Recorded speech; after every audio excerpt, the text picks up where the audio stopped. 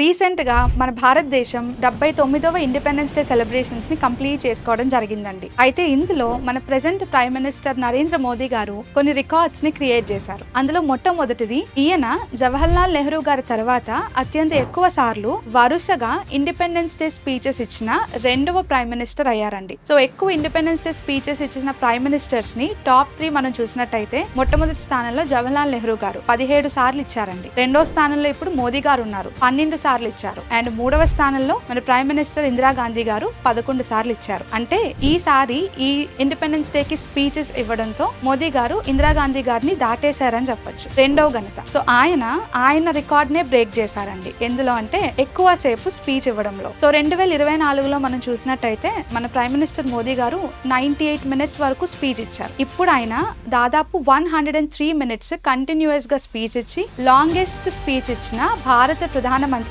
ఘనతని సంపాదించారు. మూడవది, ఇది ఈయన యొక్క ప్రీవియస్ రికార్డ్ అండి. 2017లో ఇస్రాయెల్ అనే దేశాన్ని విజిట్ చేసిన మొట్టమొదటి ఇండియన్ ప్రైమ్ మినిస్టర్ గా కూడా మన మోదీ గారు రికార్డ్ ని సృష్టించారు. నాలుగవది, కంటిన్యూస్ గా 3 సార్లు లోక్సభకి ఎలక్ట్ చేయబడ్డ మొట్టమొదటి నాన్ కాంగ్రెస్ ప్రైమ్ మినిస్టర్ కూడా మోదీ గారే. ఇవే కాదండోయ్, ఐదవ వింత ఏంటంటే మోదీ గారు మన లోక్సభకి ఎక్కువ కాలం సర్వ్ చేసిన నాన్ కాంగ్రెస్ ప్రైమ్ మినిస్టర్ కూడా. సో మీ ఎవరికైనా అత్యంత ఎక్కువ దేశాలు తిరిగిన భారత ప్రధానమంత్రి ఎవరో తెలిస్తే మీ ఆన్సర్ ని కమెంట్స్ లో పెట్టండి.